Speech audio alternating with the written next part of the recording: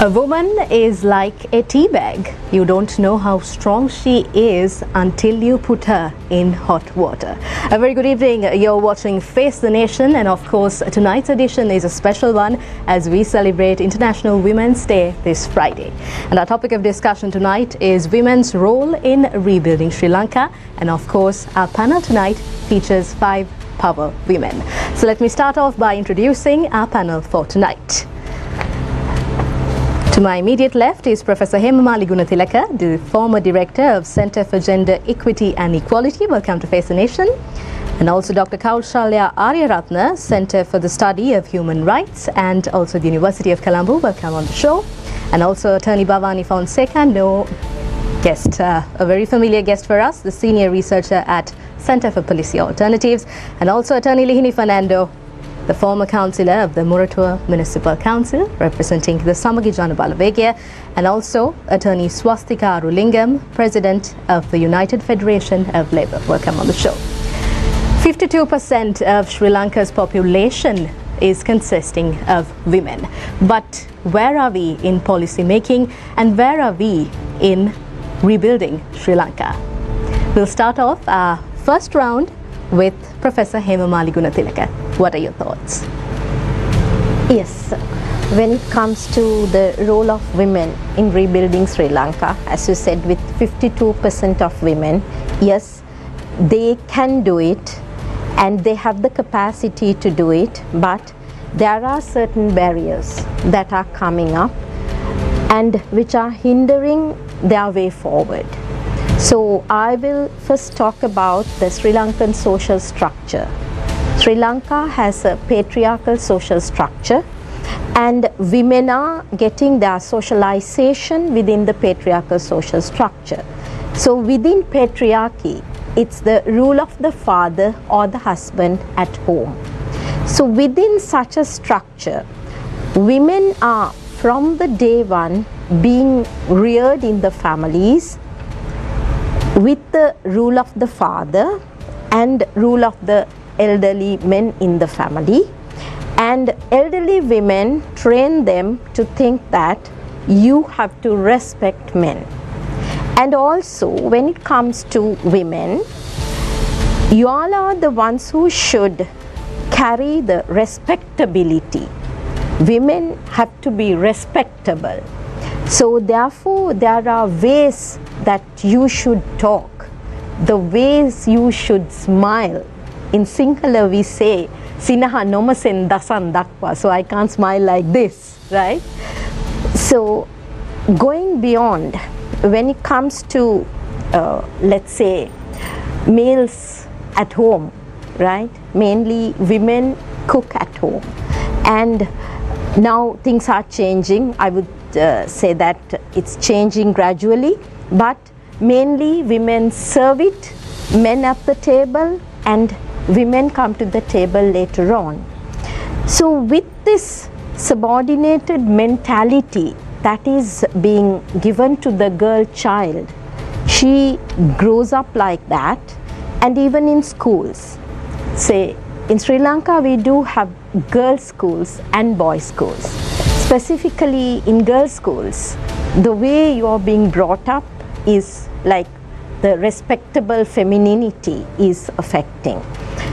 So with this subordinated mentality that is there within women, even when they enter into the workforce, right, within organizations also there are ways and means through which this subordination is reproduced. If you take organization structures in the Sri Lankan organizations, the top is headed by men mostly, including the parliament, right? And at the downward layers you have more women, but their voice is not heard properly at the top. And when it comes to study streams, because I represent University of Sri Javadanapura and the Centre for Gender Equity Equality of the UGC as the former director. So when it comes to education, right, I will say that I will say the study streams are gendered. Women choose a study stream looking at her future career. So in the society, there's this respectability expectation from women. Therefore, women try to choose jobs that are being highly accepted and respected by the society. So these respectable jobs, right, are the choice of majority of women. So there are these gendered jobs. The respectable and gendered jobs is one of the barriers that women are having when trying to move forward. And also, when it comes to management, when women are at the top, when they try to manage, say, they have to be strong in managing an organization when they're at a top position. So they will be very strong, using strong words, they will shout. Then, like, people will say that woman is managing like man. And it comes to my mind the book by Judith Wackman, Managing Like a Man. There she says that when women started managing like men, they are being called as witches or bitches. So these things prevent women from going ahead in their careers, but there are strong women who are, like I will say, they will not look at the barriers, but instead they will try break to through the barriers. Exactly. Indeed. The glass ceiling is not a ceiling for them. They'll go through it. Of course. So tonight we'll be talking more about all the power women. And now I'd like to move my attention to Dr. Kaushalya Ariyaratne. What are your thoughts? Where are women in 2024 in rebuilding Sri Lanka? Thank you for inviting me to this very important discussion. I think we are celebrating the 113th Women's Day now at this year. We have been talking about women's issues for 113 years, but issues are still the same or more issues now we face. One thing I want to say at the outset is that women's question should be not taken as separately to the major crisis that a society faces. We should talk about women not just because they are 52% of the population, not just because they have been historically marginalized from the system, because that they are the backbone of the economy, backbone of the country. For example, if I say the three major income that generates the foreign income to the country: apparel sector, tea industry, and migrant workers. 70-80% would be, I think, represented by women, right? So they are the true holders of this economy. But when you talk about the crisis, they are the most vulnerable also. The central bank says the poverty level has gone up in 2023 by 27% or so. So women have to do more and more unpaid care work at home. Women have been losing their jobs because of the neoliberal structural changes of policy changes. And also women face violence more than ever, because the society is very violent these days. So the crisis of the country affects women more than any other marginalized communities. Therefore, I think we should take women's question as a reflection of the larger issue of the country. I think that is why we want to discuss and analyze women's problem as a reflection of the whole crisis. And that is why we need to organize women as well in participating in democratic politics and also in decision-making levels, and to increase women's labor force as well. We can discuss it more. Indeed, yes, women's representation, of course. Next, I'd like to move my attention to Attorney Bhavani Fonseca. Where are women in policy making? Do we get enough opportunity? Do we get enough space? First of all, thank you, and it's really quite something to be among all the women today in this panel. And I think it's a very important topic to look at, considering where Sri Lanka is. and I'm happy Kaushalya raised this in terms of the present crisis, looking at where women are situated and women are treated. But it's also the political dimension that I think is very important, looking at governance, looking at democracy, looking at the rule of law, and as a lawyer also concerns about where are women in terms of the lawmaking process, where are women in decision making, in policy making, and there are many questions. I think on the whole there are very serious questions as to who decides for 52% and as well as the larger society and kind of the elites that make those decision making. I think that's a bigger question. But in terms of really at this moment when we are talking about, it's an election year, we are talking about various laws just in this year that we have seen pass through, where women are also used to justify and defend particular laws being passed. One thing I'll say is the Online Safety Act. I mean, we've talked about this in terms of the problems around that law, and now they're talking about amendments. But one justification the government used was this was to protect women and children. And the use that to use women to bring such problematic laws is deeply, deeply worrying. It just shows that women are used in different ways to defend particular very problematic direction the government is taking. So I think we need to unpack that in terms of where are women situated in this kind of decision making, in terms of processes, but also in terms of Sri Lanka. When we talk about where Sri Lanka is 15 years after the war, I think it's also very important to recognize that sections of society went through cycles of violence. And some of the reasons these issues are still being discussed, and the UN Human Rights Council discussed Sri Lanka's record this week. And I think it's very important that mothers of the disappeared, for example, protested for years, protested for decades to show systematic violence from the state, but also non-state actors. We need to recognize that. And they kept these issues alive. So there's been decades of activism, agency, protest. Women have been spearheading, women have been leading, raising very critical issues from reconciliation to identity politics to justice to human rights, then to issues of economy that women have really pushed and women have been at the forefront. And then at the other side you see power actors within positions of power using that to push their own agendas. So how women are also used is very, very important in terms of manipulation, in terms of narratives.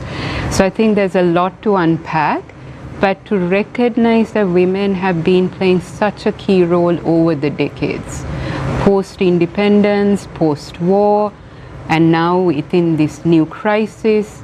And in that also recognizing there's such a key role for women this year and into the future. So a lot to unpack, but it's such a key issue at this moment. Yes, of course. And now we move our attention to Attorney Lihini Fernando, former councillor of the Moratua Municipal Council. What are your thoughts? Where are women in politics? Are we seeing progression when it comes to women's participation in politics or even political literacy when it comes to women?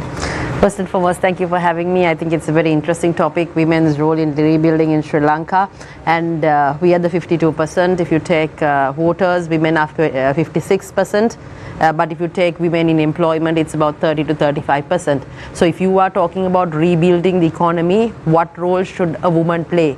Are women catalysts in changing the economy?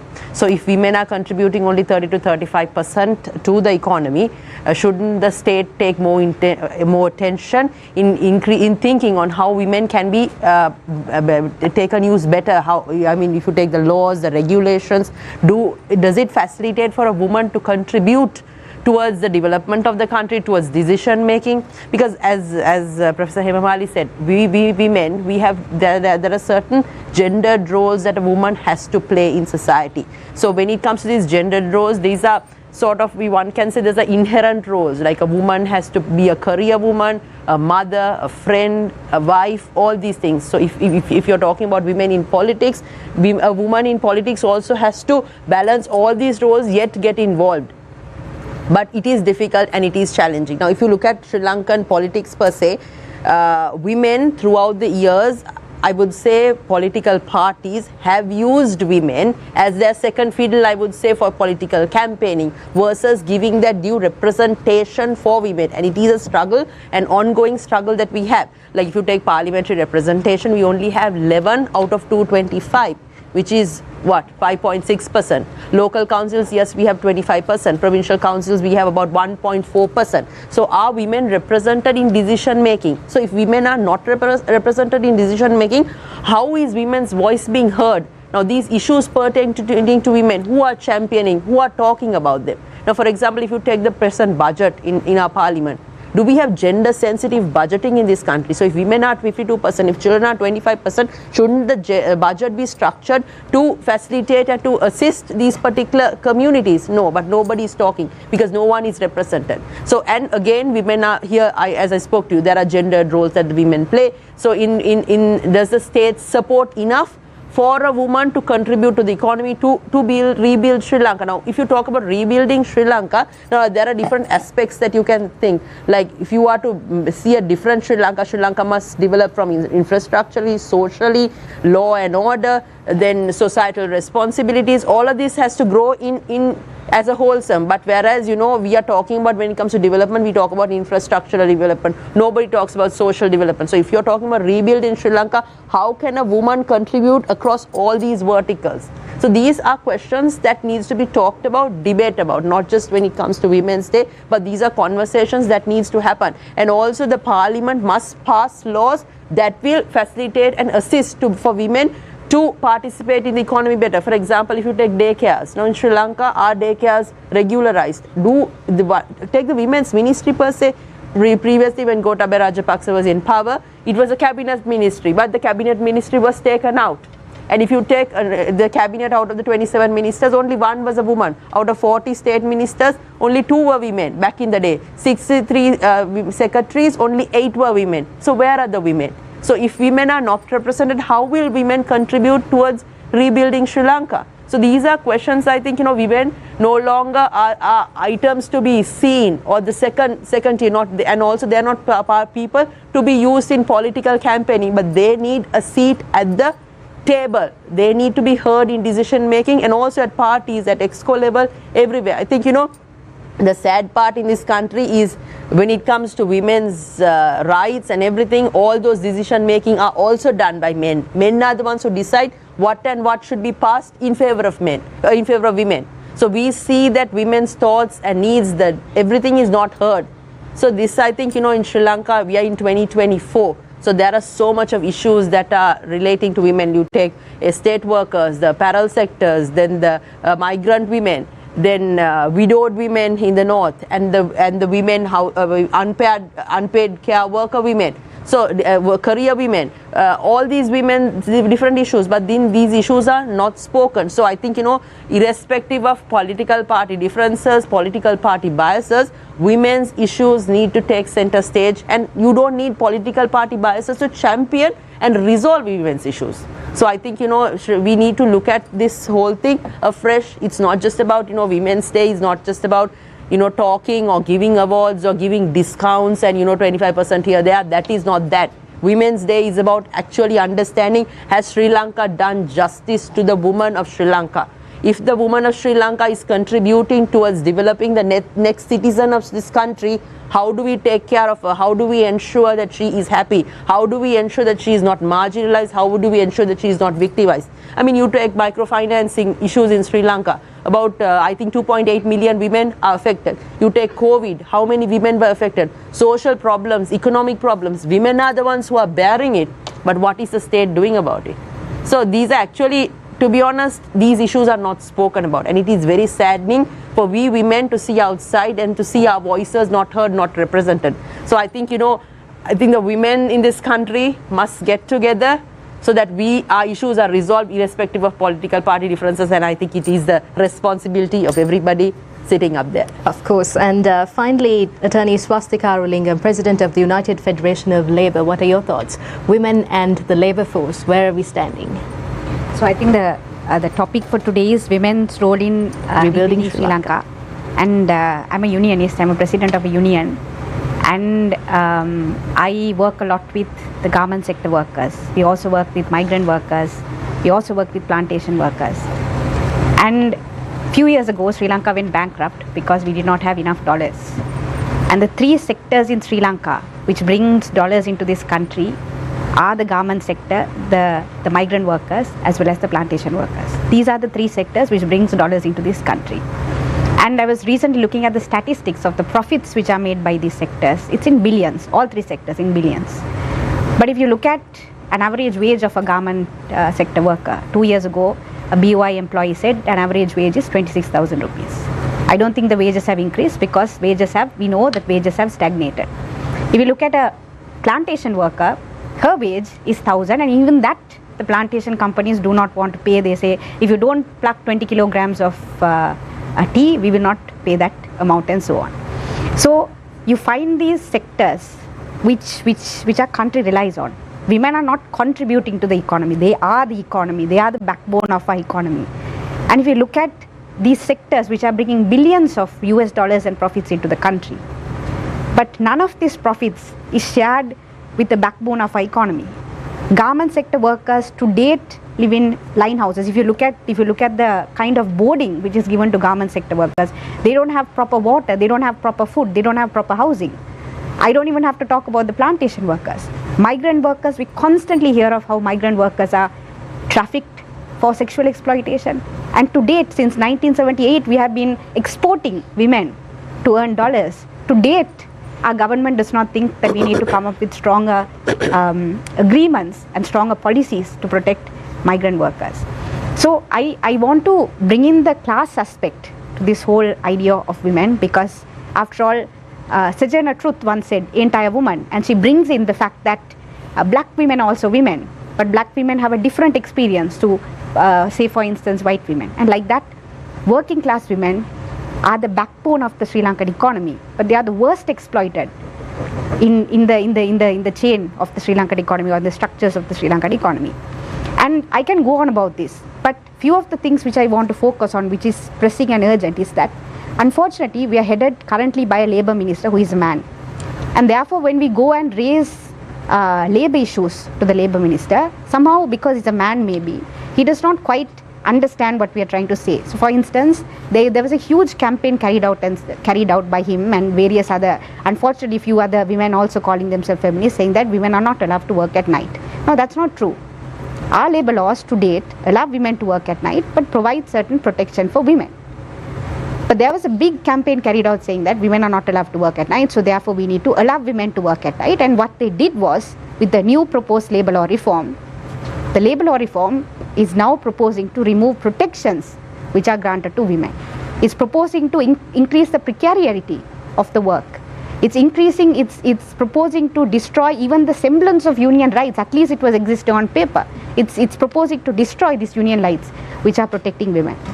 And say for instance, now Lihini spoke about the Microfinance Act. Microfinance Act, women have been exploited by microfinance institutions and companies, and these are not the little companies, they also exploit, but these are also the multi-million profit-making corporates.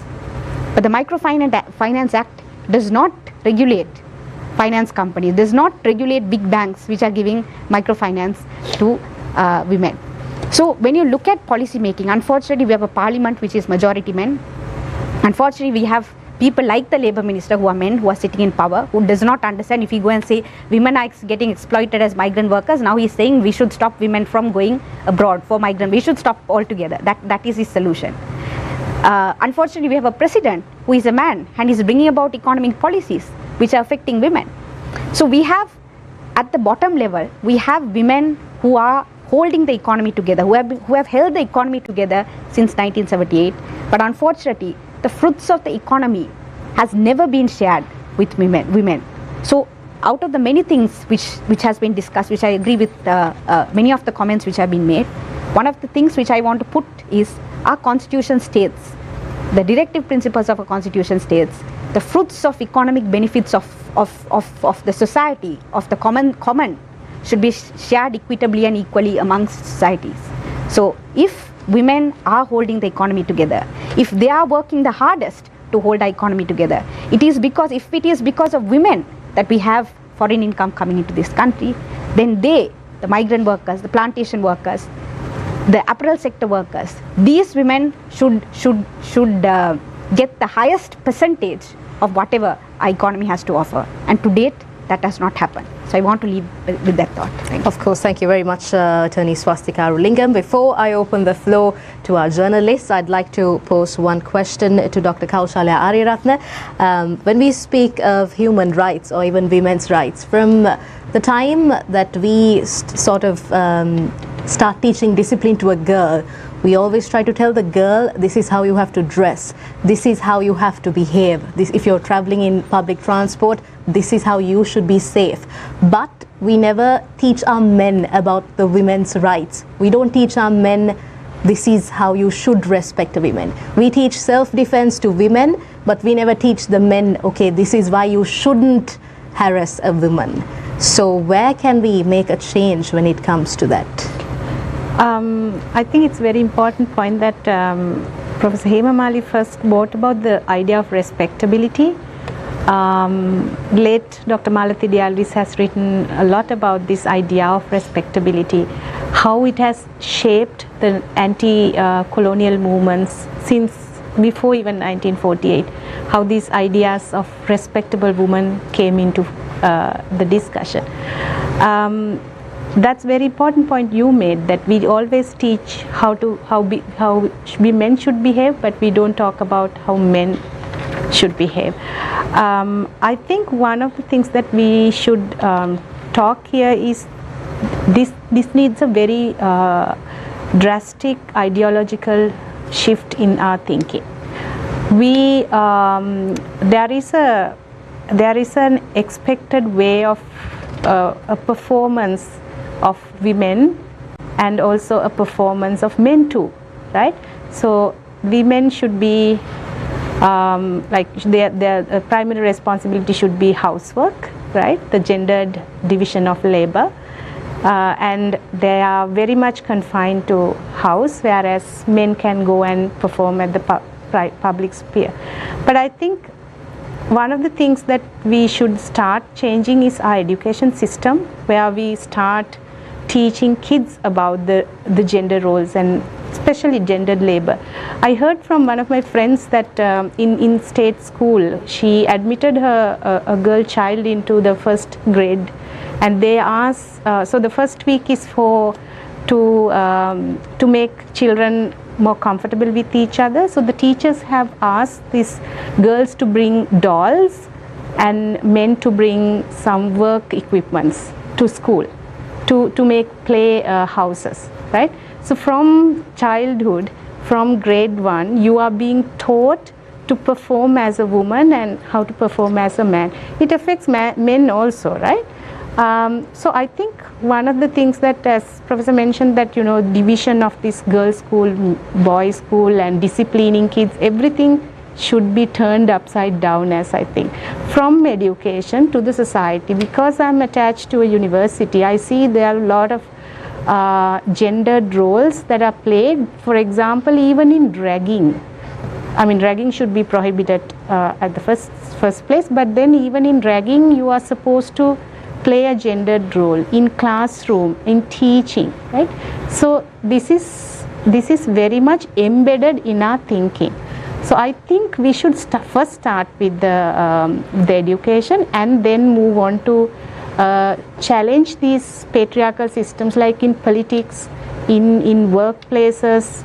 Of course, I know that women are starting to challenge, but I think without these educational reforms, I don't think it's possible. It has to start from the bottom. Yes. I'd also like to ask Professor Hema Mali, you spoke about managing like a man at a workplace. We see that most of the time for women, there are stereotyped jobs. Like we always encourage a daughter to be a teacher or a doctor or a nurse or something like that, but we never encourage them to be to get into coding or to get into construction or anything that's, you know, hardcore. Where can we change that? Yeah, thank you very much for that question. When it comes to jobs, as I mentioned earlier, jobs are gendered. So why jobs are gendered? Because it's the societal expectation. Society expects women to do certain jobs. Say for example, when it comes to teachers, right? They work for about 2 p.m. and then back home, take care of the children, take care of the household chores, and go ahead. And also the society, if they want women to be in one particular job, they will promote it irrespective of the fact that some of the social norms that are there hindering women's movements, they don't consider those. Take for example, in the society generally, women are expected to be at home before dark. But when you take the profession nursing, majority is what? It's women, because women are more caring and nurturing, sensitive. So when there's a need for women to be in a certain profession, yes, the society justifies, right? And when it comes to other jobs, like let's say if we take let's say heavy vehicle driving, right? Not that women cannot do it. Women are not given a chance. Don't know whether you all saw this video that was going on viral a few months back.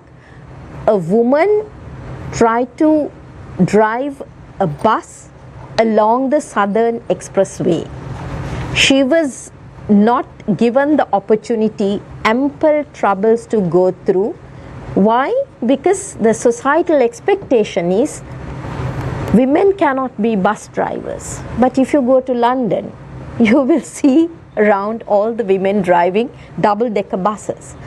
So these societal expectations are hindering women entering into certain jobs.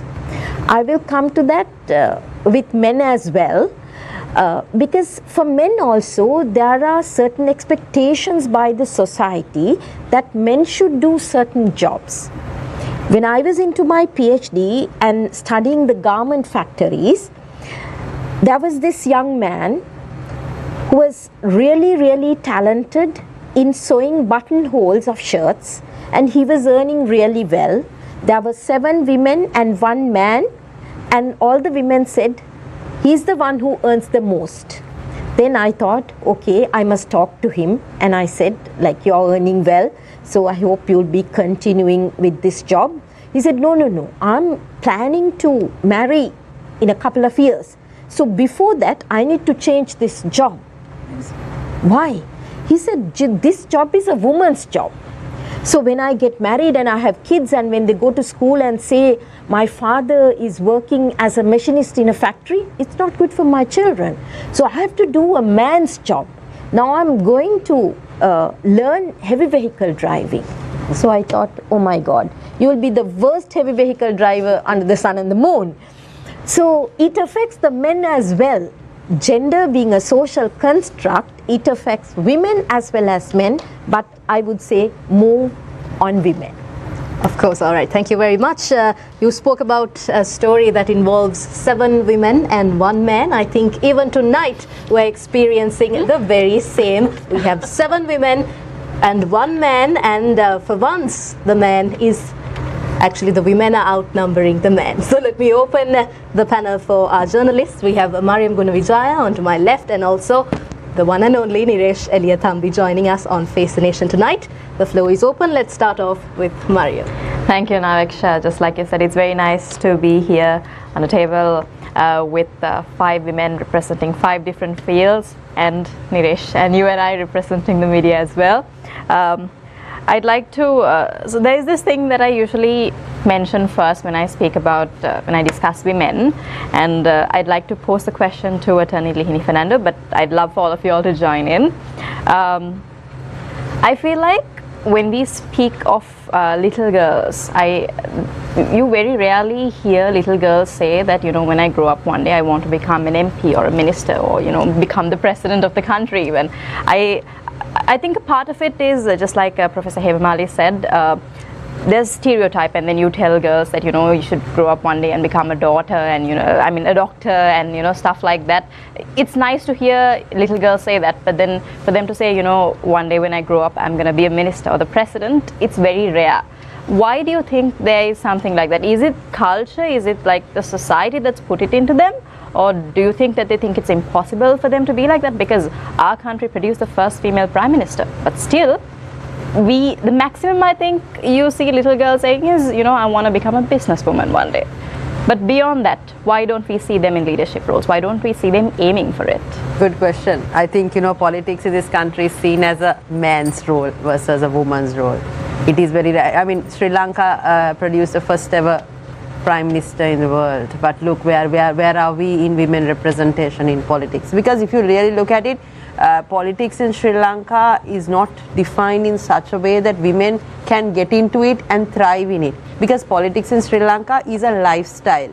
It is not considered a profession. It is not considered that you can't do it in a professional manner. It is a lifestyle. You have to be involved 24/7 in politics. So if a woman is getting into it, how can she do it? I can tell you with my personal experience, I get into politics in 2018 with the introduction of the 25% women's quota, simply because I wanted to be in decision making, and because women's voice, I wanted to represent women so that I'll be a voice for the women's issues and all that. But then it is very difficult, it is challenging, because I'm a mother, I play the conventional gendered roles, a career woman. Whilst doing all that, I still have to do politics, and do politics the way men do politics, because that is what is expected.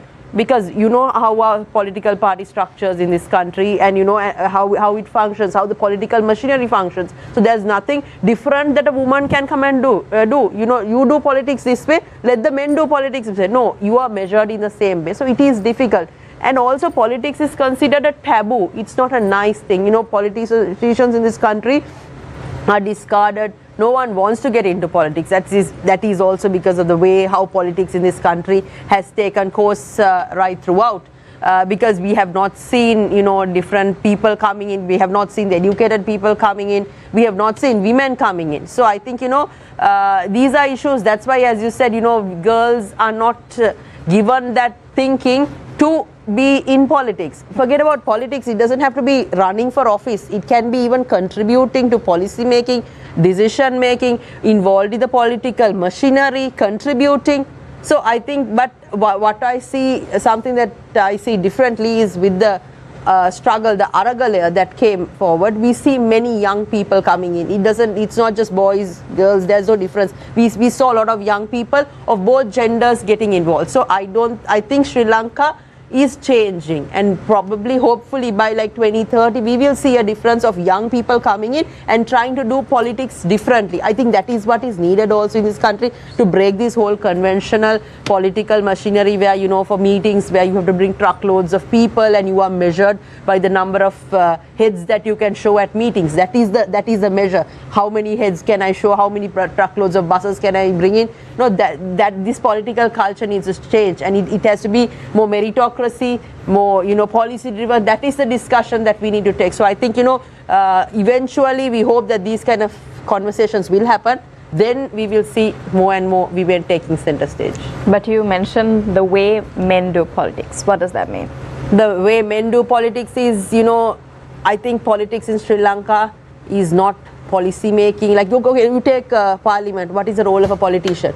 It is to be a legislature. It is to pass laws. It is to debate about laws. It is to debate about issues. It is to bring those private member bills and champion. But what do? They have 8 days of parliament. How many ministers, how many people are sitting actually in parliament? They come there, they take their perks. Most of them are in their areas. You take the number of petrol quotas that they get. For what it is it utilized? They go back to their areas, they say they are working for the people. but are they working for the people, or is it like, they're trying to build their voter base for the next election? So are they contributing to policy making? What is the role of a politician in this country? I think that needs to be defined first.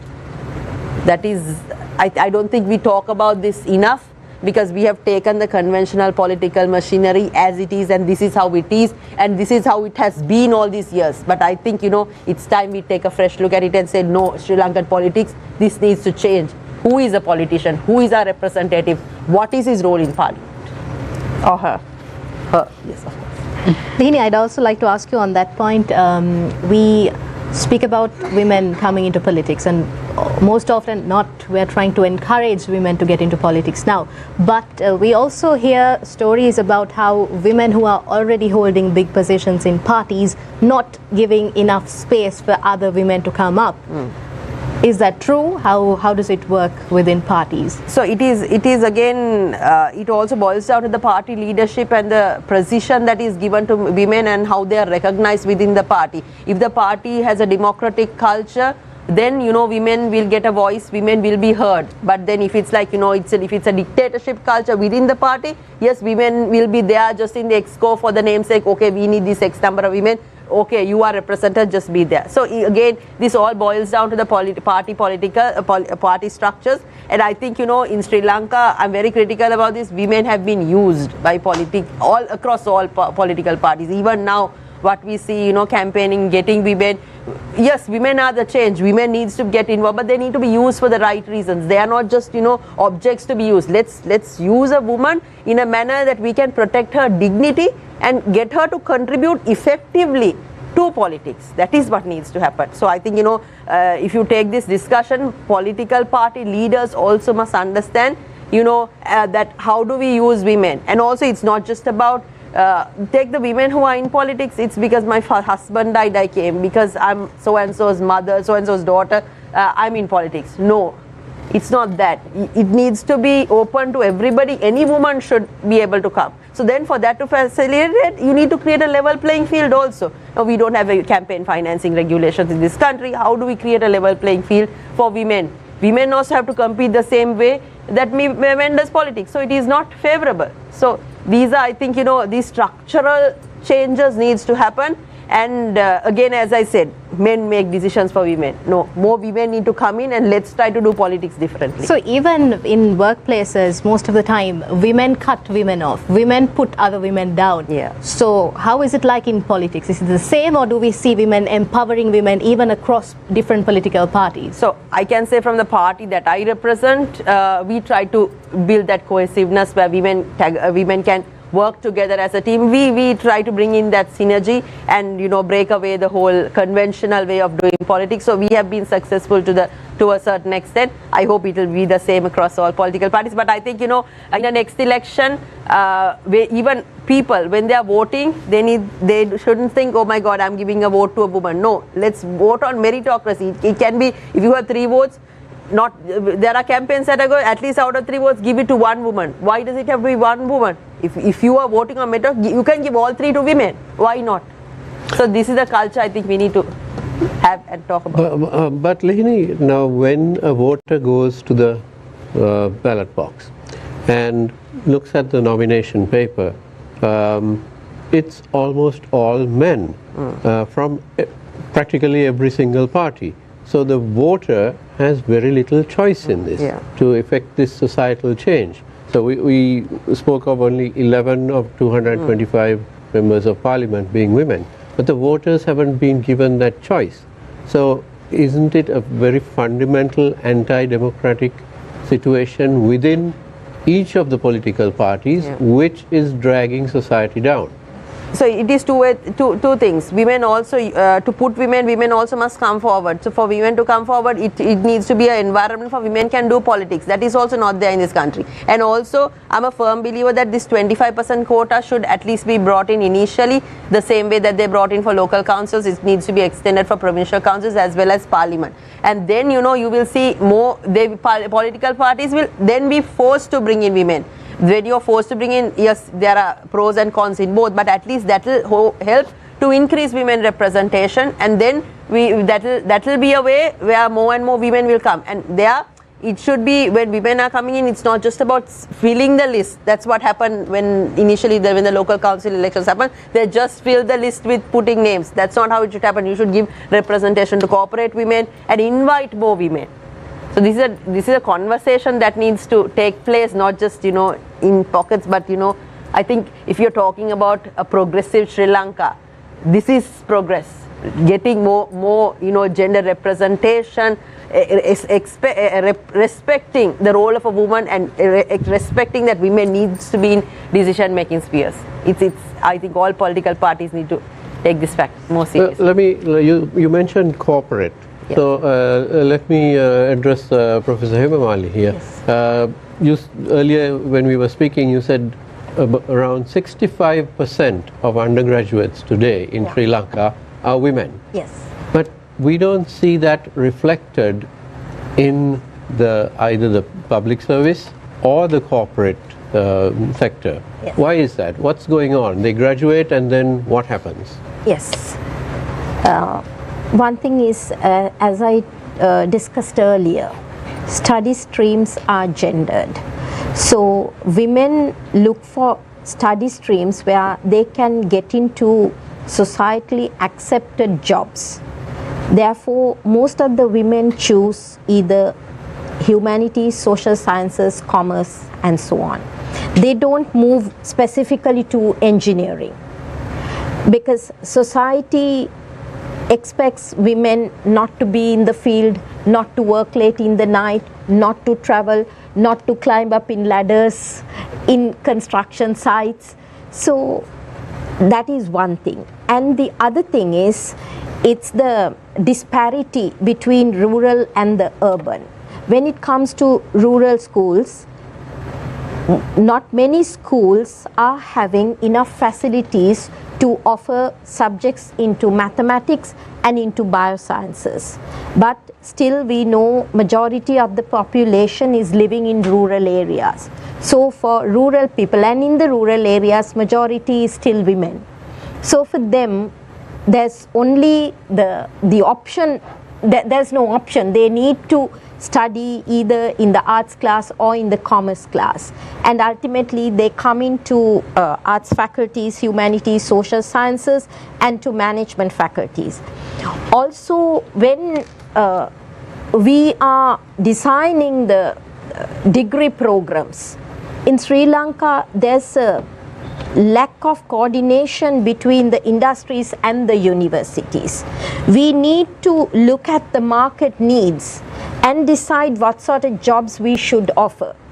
Now, we as a faculty of management, whenever we are having a revision to our curriculum, we invite people from the corporate sector, mostly our past students, alumni, to come and sit with us and tell us what the new trends in the corporate sector. So then we can design our curriculum to fit into the needs of the corporate sector. And also when it comes to women's representation in the private sector as well as in the public sector. In the private sector, there's I would say a class-based closure in selecting people for the higher levels in the corporate sector, top management levels.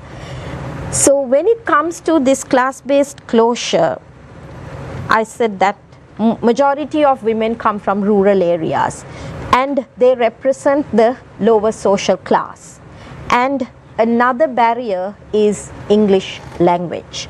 We know the language of the corporate sector is not Sinhala, it's English.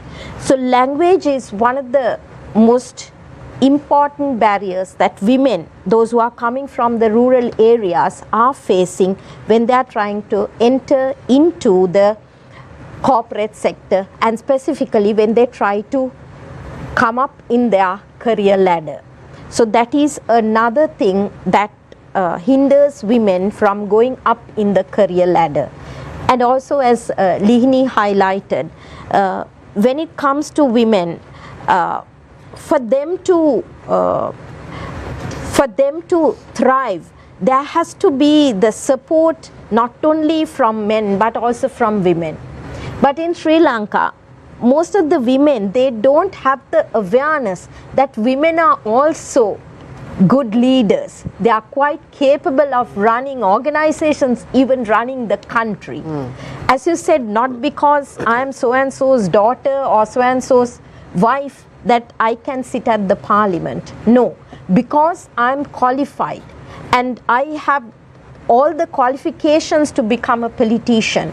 And the people believing in women's capacities, capabilities, that social attitude, that women are quite capable of managing and even making the laws, policies, they can do it, I will say, even in a better manner, because we understand the grassroots level, we understand the households much more than men. So our thinking can take the country a long way, but we need to develop awareness in the society regarding who women are, what women can do, how women can do, so that the society can change these attitudes and open the pathway for women to walk forward.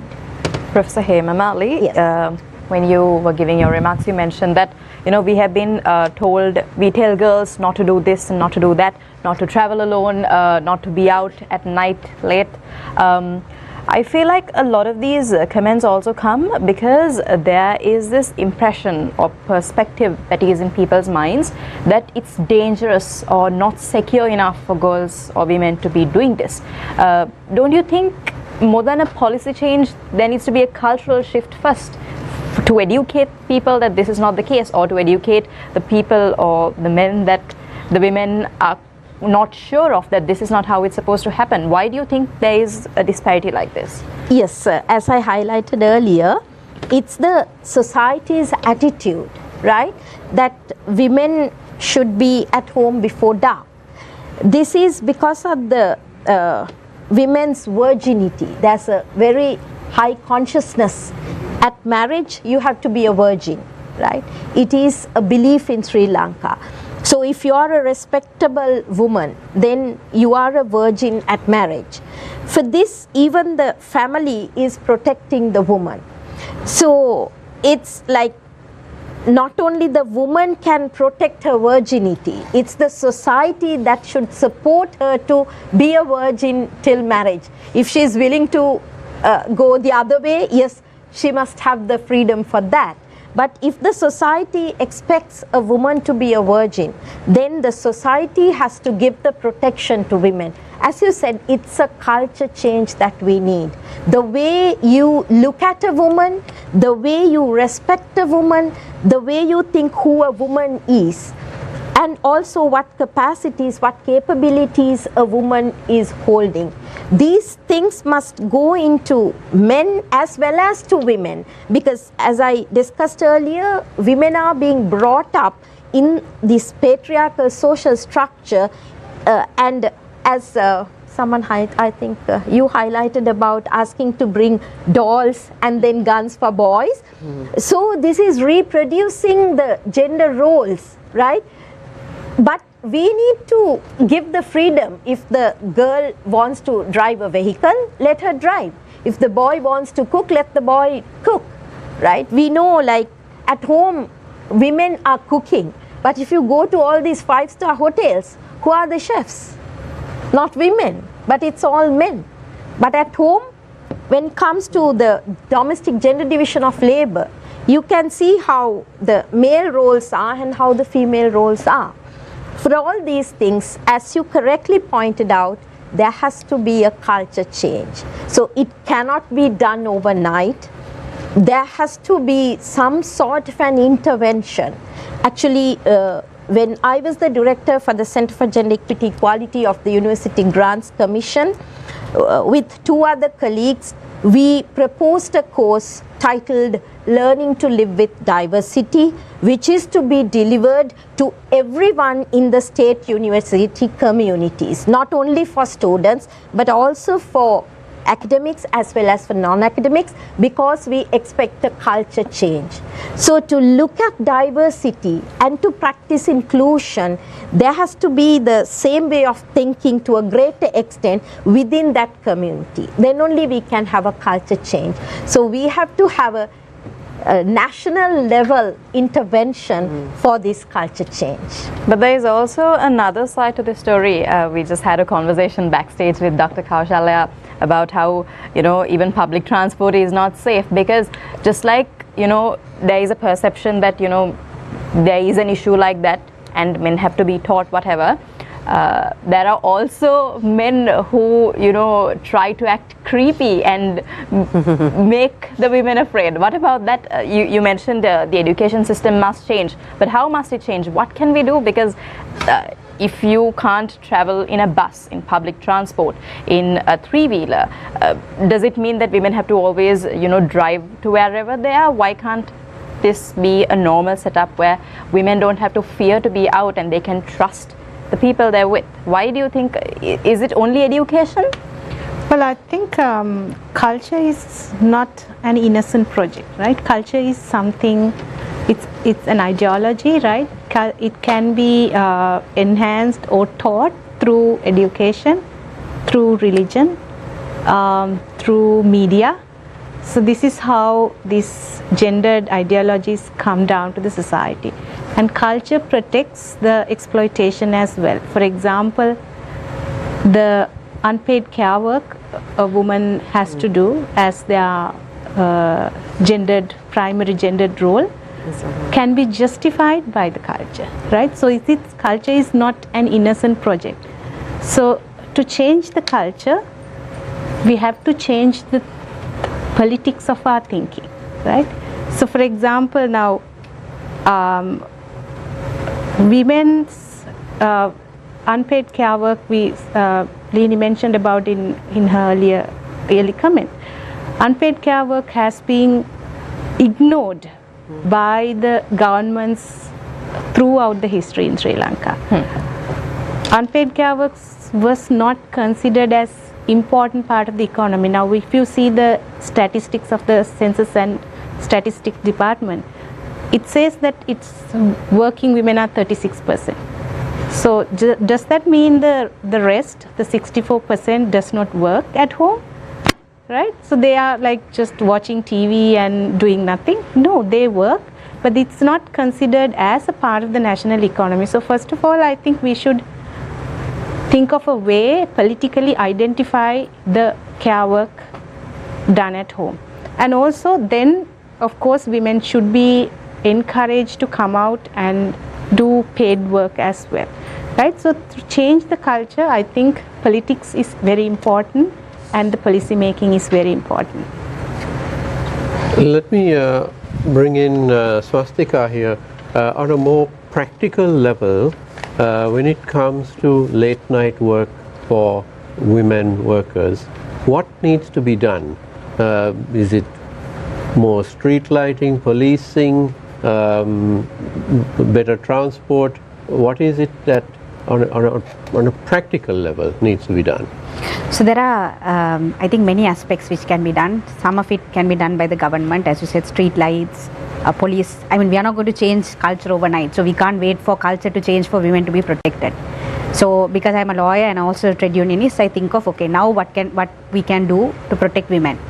So one of the things which at one point was mooted was buses only for women, but then we were unable to secure resources, so that didn't work out. There was a period when there was like only women buses, but it didn't last for a very long time. So then some of us put forward the idea that there are certain seats allocated for women in a bus, so they can actually sit without being molested by men. Street lights help, particularly in rural places where street lights are not there and that endangers women. Police officers, yes, police officers good, but the way our police institution is handled and currently with the IGP and so on, I'm not so sure. But police force can really be sensitized in terms of gender, in terms of community policing and so on, which is not done in the country. And then when it comes to workplace, corporates can do a huge role, including supporting anti-harassment legislation in Sri Lanka. Sri Lanka is one of the many South Asian countries, I believe. I mean, India has an anti-harassment legislation. We do not have a workplace anti-harassment legislation in Sri Lanka, and corporates have been blocking anti-harassment legislation from being passed in Sri Lanka. So we don't have a sexual or an anti-harassment, workplace anti-harassment legislation in Sri Lanka. So corporates can play a huge role in terms of protecting women, in providing transport, in promoting a culture of anti-harassment within the workplace, and encouraging women to come together in unions to be able to bargain. Because one of the point of strengths inside the workplace is when women come together, and the only point where women can come together legally is through unions. But corporates in Sri Lanka maintain a very strict anti-union policy. Yes, of course, in law you have a right to unionize, even in the constitution you have a right to unionize, but on the ground women are dismissed on a regular basis for even attempting to form a union inside a workplace. So these are many things which corporates can do in terms of changing their practices and culture. But just adding few more things, because we are talking about what practical things can be done and what workplace. We were also talking about care work. There is a huge turnover of women, particularly when it comes to when women get married, when women have children and so on. And most of this turnover is generally looked at in terms of, let's say, the workplace, corporate, factories and so on. But you also have turnover in practices like the legal profession, where you don't find many women who are counsels. And when we speak, and this is not at all spoken about in the legal profession, right? Very rarely spoken about. But when we speak to women as to why they don't continue being counsels, when they start off in the practice, they're like, we want to be counsels. But then when they get married, when they have children, then they say, no, it's not possible for us to continue. And they yearn for it, but it's not possible because structures do not support them. So even in professions like the legal profession, care work is not spoken about. Why women drop out of employment? One of the biggest reasons women drop out of employment, particularly married women, particularly women with children, is that they do not have a place to safely care for the women, for the children, and it's just dumped on the woman. If you are married, if you have a child, stay at home and take care of the child. So structures need to support women. If you want to come out, if you want workplaces to be filled with women, you need to support it with structures. You can't just lift restrictions on night work and allow women to be exploited. You need to create structures of care work if you want women, particularly married women with children, to come into the workforce. I'd like to pose a question to Bhavani. Swastika mentioned that married women tend to drop out of workplaces. I think while we discuss current issues, there's also a future issue that I see. Countries like South Korea, Japan, there is declining birth rates now. And majority of this attributes to women in the workforce and them thinking that, you know, if I have a family, if I have kids, I can't do my work. And then there are career-driven women who want to, you know, continue their work. They want to get to the top position, and they kind of like completely disregard this whole family life thing. And now because of that, most of the countries are experiencing declining birth rates. Why do you think this issue exists? What can we do to actually tackle this issue? Because with the economic crisis that Sri Lanka is facing, looks like it's coming to us as well at some point. I think there is also one of the issues, I'm just keeping it broad as well, one of the things we also haven't spoke about is the brain drain. So we're not just going to face just one issue, we're going to have multiple issues. And just listening to my fellow panelists, I think one aspect that we also need to recognize is that we don't always have this environment where when a woman achieves something, there isn't really that space for recognition and support as well. I mean, some of us are lucky when we do achieve something, we have a great support base who say excellent work, but you also don't have that. So I think there are multiple issues. So in terms of, I think, tackling it, again, there are things the state can do, and I think we need to put a lot of attention as to what the government and the state can do. But I think Swastika's point about what are the non-state actors, the corporates, the private sector, the professional groups. I mean, just listening to the comment about groups such as the Bar Association, all of that. You know, so there's a lot that can be done. But I would also just take a step back and say, the conversation is shifting a bit, and there are certain changes that are happening. And I want to also say there is now this norm, okay, women can only do certain things, and you know, you can't do it, otherwise society looks at you in a different way. Now recently, a couple of I think months ago, there was a petrol shed that opened near my home, which is with women who work in the petrol shed, and I thought excellent, because it may be one, but it's chipping, slowly chipping at this notion that only men can do a particular job. But are people supporting that? I see a lot going. I mean, it's gone through, and I think it's word of mouth as well. People are just going to show support. Now, I'm not saying it's easy. I mean, you speak to the women, there's a lot of challenges they face. But you have to start somewhere. And the point I think everyone's making is you're not going to get overnight change. You're not going to have an immediate result that says everything is going to work well. So how do you address the different barriers? So society is one, culture is one. I mean, just looking at the legal structural issues, those are a couple of things that require a lot of attention in terms of how do you make people realize, even just political parties, you know, where's the transparency, where's the accountability, how do you hold political parties accountable, you know, I mean, these are going to be key actors into the coming months. How do you ensure that they allow that space for women to come up, and not because they're someone's daughter or someone's wife. I mean, we keep saying we had the first women prime minister, but she came from a very privileged family and a background.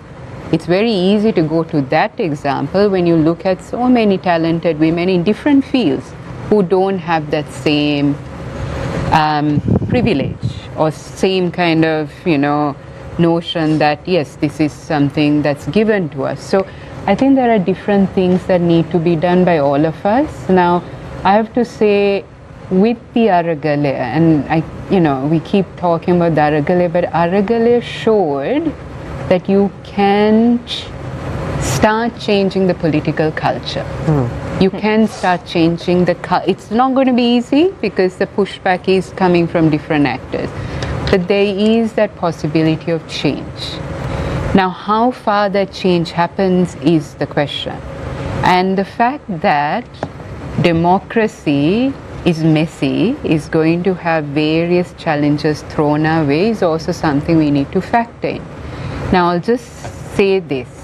With the Aragale, there were a lot of people who wanted to get into politics, who wanted to be active.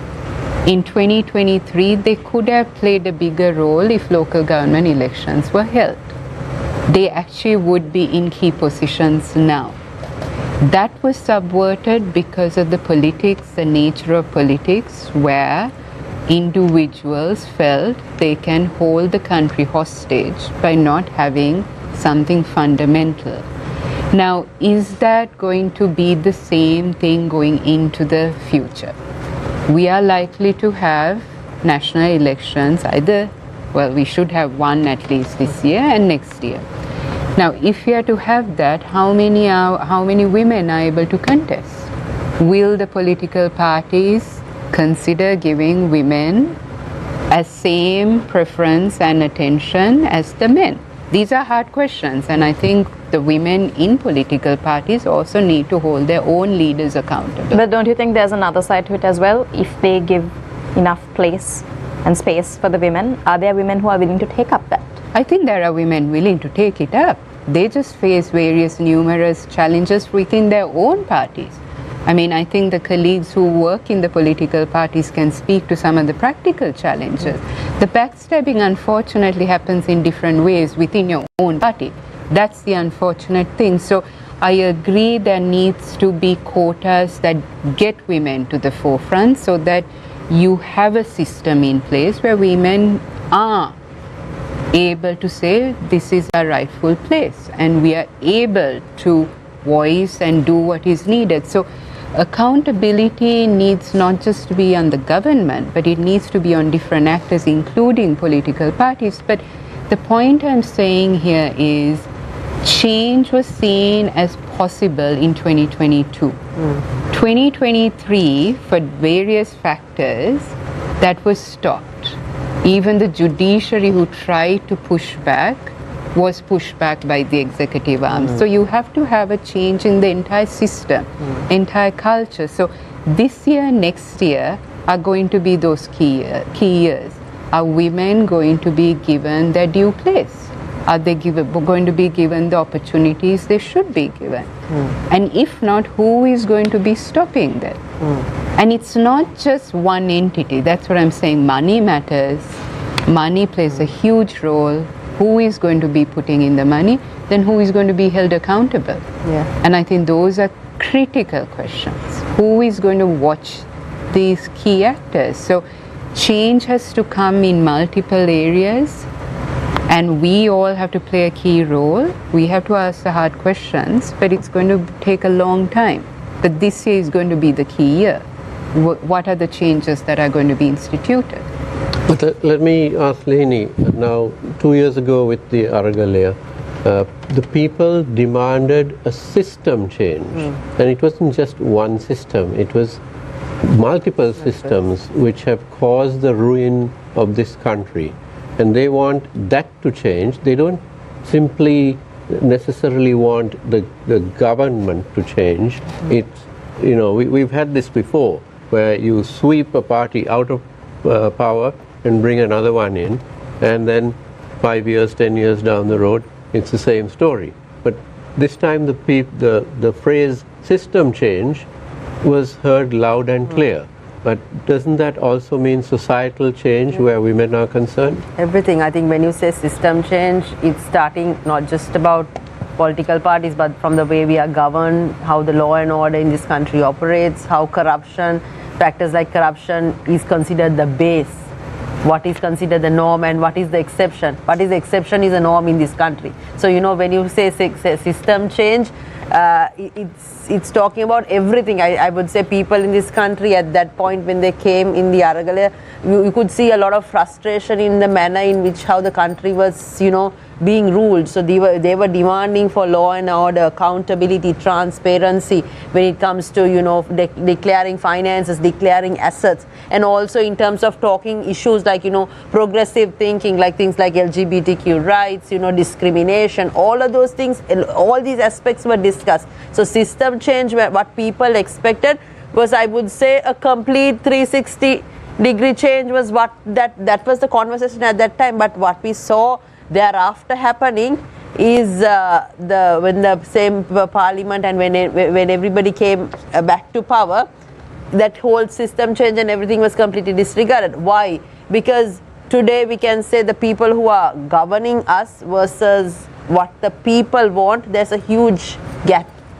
I don't think our leaders there actually understand what the people and the youth in this country are demanding. So the system change, I think, is still present. Is the system change, the need of the hour is the system change. That is what the youth are calling for. That is what the people are calling for. Yes, the people of this country are fed up of the fact that, you know, people who are governing us are not understanding the needs of the people. So it is there, system change is there, and people are expecting it, but the fact of the matter is that, you know, the leaders who are running the country are not understanding. They are thinking, you know, politics, this is the way to deal with it, this is the way to go, you know, conventional politics, let's do it the conventional way, but that is not what the people are wanting. So hopefully we will see a system like this year, as Bhavani said, 2024 is a key year where elections and people are people going to vote for a system change? Is it a protest vote? Or is it that they want the status quo to continue? And if so, can we expect a system change? So these are all questions that, you know, that are in the air. And who will champion system change? Can the people champion the system change? Yes, we the people on this side will say this is what we want. But we can say it. But who is going to champion that? So to champion that are the people who are running for elections, our political parties understanding what the people want. And then the people who want the system change, do they have the capability to run for office? Because, you know, if you take the Sri Lankan electoral system, how difficult it is to run for election, what a lot of money you need. You need, at least to get elected to parliament, you need, like from Colombo district, you need a minimum of about 50 to 75 million. Now, who has the money? People who are crying for system change, do they have the money to canvass, go for an election of that nature? So then is this system change a dream, not a reality? So what I would say is the political parties in this country also understand. They also understand what the people want, but they are very, I would say, they're very comfortable in their particular positions, and they want to make sure that power is secured within those blocks, and either you or me, let's change it. But then they can bring in rules if they want system. They can bring in campaign finance regulations. They can make asset declarations mandatory. They can bring in election laws so that if you are running for an election, your spending has to be transparent. People who are giving you money have to be transparent. These are things that can be brought in. Then you create a level playing field. Then you can have the youth, young people who want change running. But no, these things are not being brought up. Why? Because the people in power are comfortable, and they want to make sure that my regimes, my positions, my status, my family, my wealth are all secured in my way. Let the people be. Let the people forever be crying for change. So that is, we could really see through the Aragalaya, the cry of the people and how it's not being, heard by the leaders of this country. So, Thank you. So is it just a suspension of the cry for system change, and are we likely to see it go forward? I think political culture in this country are changing with social media coming in, people being more vocal, and we saw the sad reality of the online safety bill being brought in, the voice of the people are trying to be suppressed. But I think, people are talking about, the youth are talking about it. So I think eventually, maybe not right now, but at least by 2030, we will see a considerable change. Of course. Thank you, Lihini Fernando. With that, we're coming to the final few minutes of Face the Nation, and we'll start off the final round for tonight. I'd like to start off with Attorney Swastika Arulingam. You have 2 minutes for your closing remarks, but before you go into that, I have one last question. That is, you're a leader of a union, and we don't see many leaders of whether it's trade unions or student unions. We don't see women in those leadership positions. Why is that? Are the women afraid to come forward to fight, or is it just they don't have room to come forward? That is changing, particularly in I can speak for the trade union sector, particularly in the garment sector. You find many new unions which are formed by garment sector workers and are led by women. So the criticism which exists for unions, which is very true, unions have been traditionally male-led. But fortunately, for whatever reason, maybe women want to change this, garment workers want to change this. There are at least 4 new unions in the garment sector which are entirely led by women. The committees are women, it's led by women, and it's run by women. And what is not happening, however, is both the traditional unions as well as the corporate in the garment sector, for instance, do not recognize these women-led unions, do not recognize these women-led unions when we go into bargaining, do not even recognize them as unions, and they come up with all kind of slanders against these unions. So unions exist, women are coming together to form unions. It's up to the government, which has even removed me, who was the only woman in the National Labour Advisory Council being represented as my union, representing my union.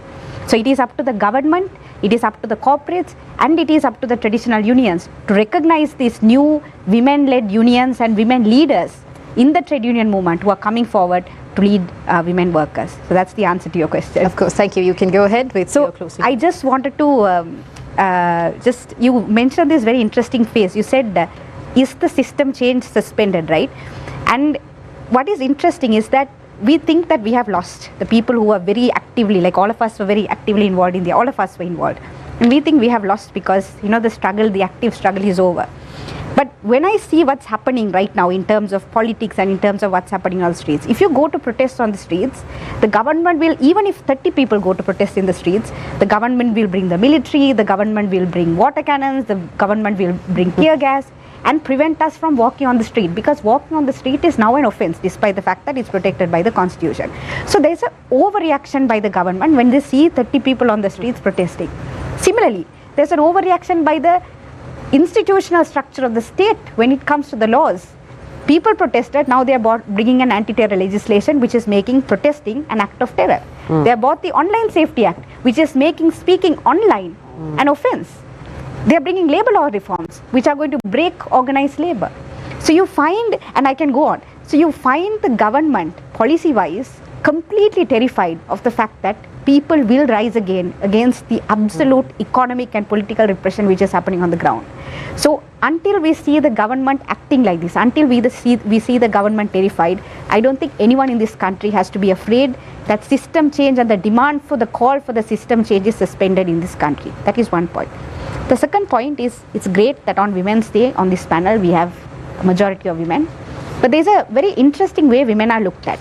If it comes to child raising or women's rights or sexual harassment, women are invited to the panel. But when it comes to state security, or when it comes to the economy, or when it comes to, let's say, labor law reforms, suddenly women are not invited and working women are not invited. I see a group of men speaking about the economy. I see a group of men speaking about state protection, as if women are not affected by state protection, as if we are not affected by the economy, as if we are not working in the plantations, the factories and in foreign countries. So the media also has a responsibility. When you call for a panel, when you think it's not traditionally relevant to women, it's not about child raising. I'm not for one moment disregarding child raising. Of course, we have to speak about it because we have a womb, so we have to speak about it.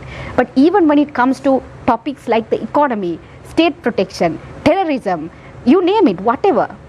I can name, right now sitting in this table, I can name women for every single issue which you have brought to this panel where you have thought women are not important enough to be in that panel.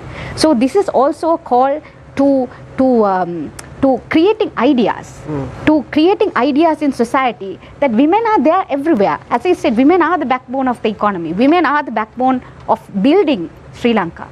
So if you want to change that, then you have to start recognizing that women are in every sector, and you need to start bringing women into every sector in terms of panels, in terms of discussion, in terms of policy making. And I think the media also has a huge role to play in this. Thank you. Thank you, Swastika Arulingam. However, we always try to include women on this panel. I was talking in general. In almost all our programs here on Newsfirst, we always try to give equal importance to both genders. Thank you very much. And next we move on to Attorney Lihini Fernando. Maybe I might be being a bit biased, but I like to say this. It will be a woman who will build Sri Lanka. I want to say this because I think, when it comes to women, women are the people, women have the capability of looking at issues in a holistic perspective. When it comes to corruption, I'd like to say that if there are more women, women who are brought in with meritocracy, if there are more women in the table, that we will be able to bring corruption in this country down.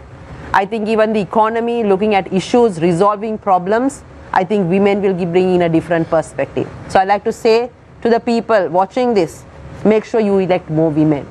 Because I think Sri Lanka, it's enough that we've been led by men. I'm sorry, it's so many years, and I think the men have failed. And I think, more and more women need to come into governance. And yes, even if your political parties are not giving you that place, please fight for your rights. We women, we are not just champions in the house. Yes, we play multiple roles. We balance, we multitask. We are career women, we manage the house. Why can't we manage the country? It's not a case of us being given our due place. We demand for it. And I think leaders, political party leaders watching this must give women that place. It's not a case of, you are who's who. Let's run this country with meritocracy.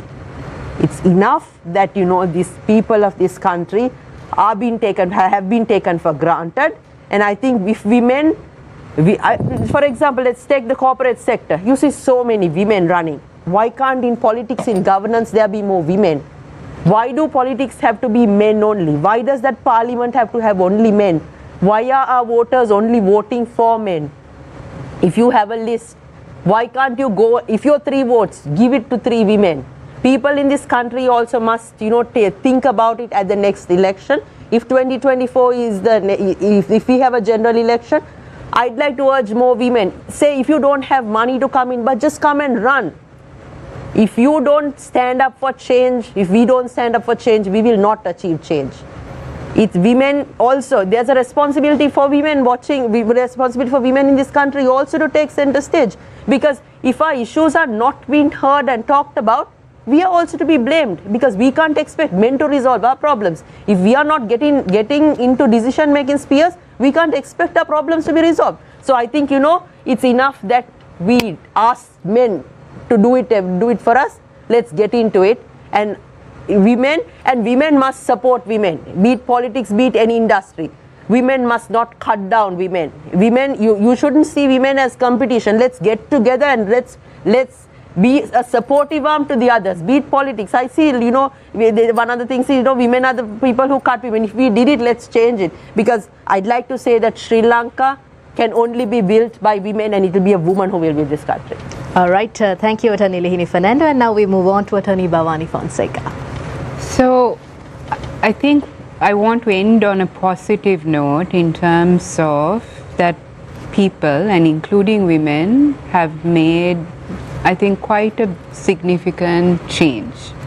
The fact that we have pushed back on repressive laws, some have got passed despite our attempts, and the fact that we have a very insecure government who, as quite rightly pointed out, any protest, any whiff of a protest, there's more police out there than actually protesters, is that people are making a difference.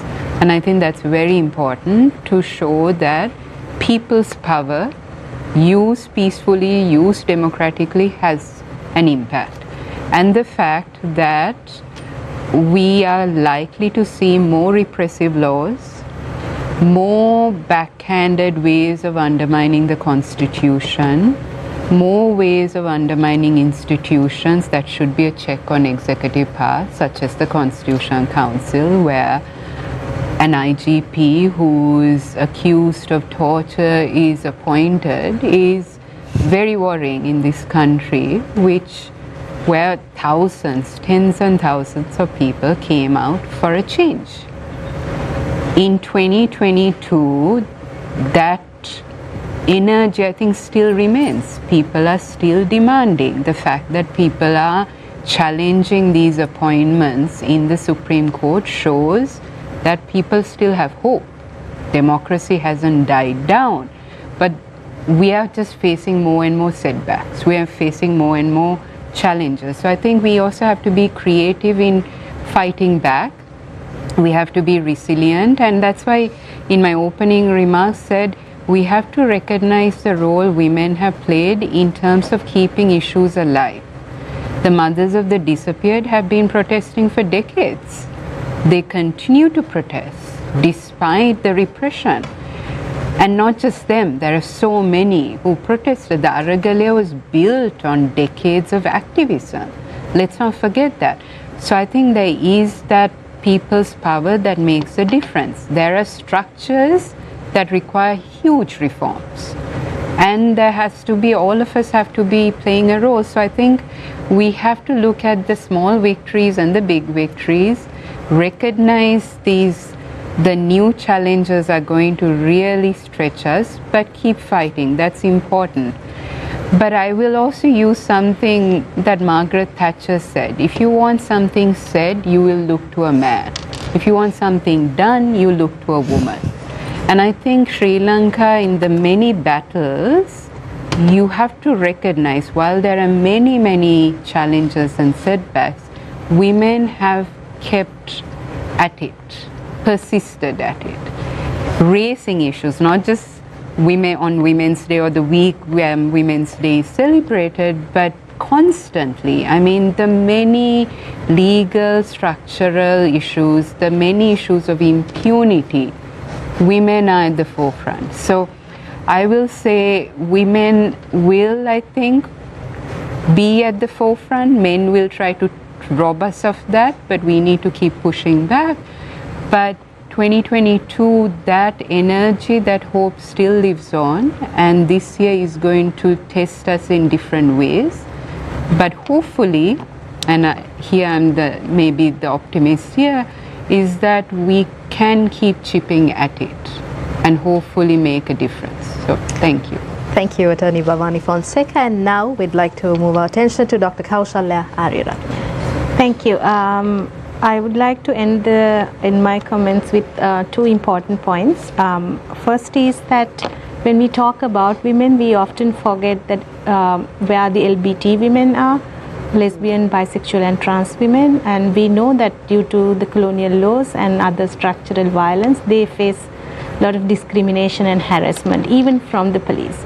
So when we talk about women, I think we should be very much inclusive of all the women, all spectrums, and also like non-binary women also.